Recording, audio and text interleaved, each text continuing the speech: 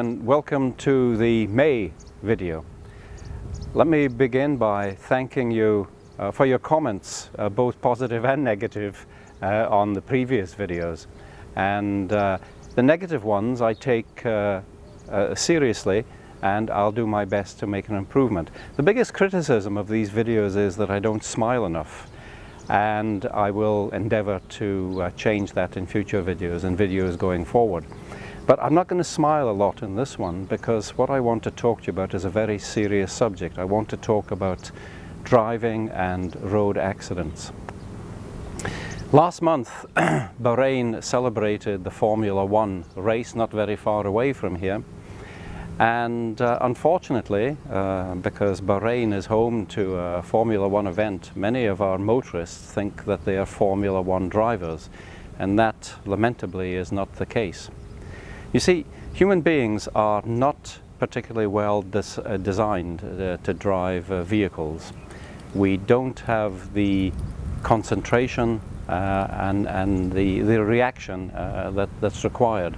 So we need to treat driving like any other full-time occupation.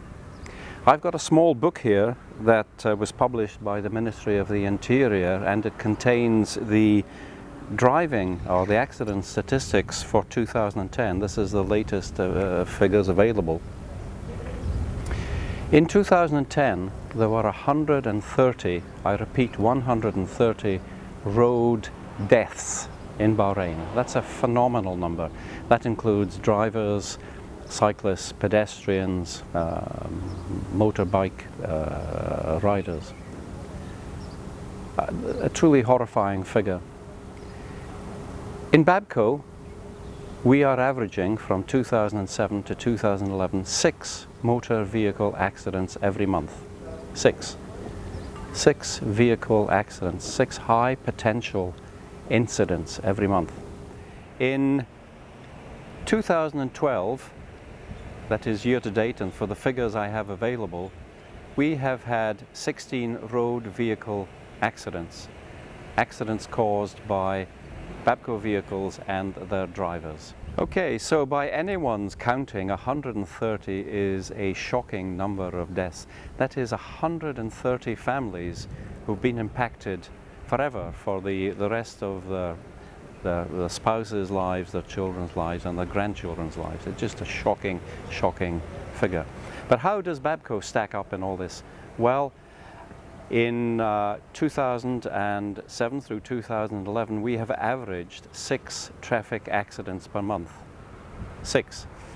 And in 2012, for the figures available, we've had 16 accidents year to date.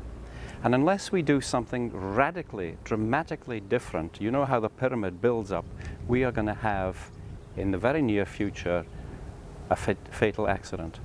And that's something I just need to come to you today and share with you. It is my responsibility. I have a duty of care for all of you who work for Bapco to make sure that that doesn't happen. In the simplest form, there are 3 causes for these traffic accidents. 33% approximately are caused by reversing. 33% are caused by knocking into a stationary object, and the other 33% are caused by moving vehicles colliding. Just try to internalize that. 33% caused by reversing. Now, reversing is such a slow motion, or should be a slow motion reaction. If you just took time to walk around your vehicle before you start off, you might avoid that. A good practice is always to make sure that your first move is always forward. Sadly, every year people are killed in reversing accidents, and most of them are children, most of them are toddlers, most of them are 2 or 3 years old. And to have on your conscience the death of a child through careless reversing is something that I wouldn't ask any of you to have to live with. So what can you do to prevent these sorts of accidents happening to you and to your family? The first thing you need to get control over is your speed and the distance that you maintain from the vehicle in front. Danger area is when you're changing lane.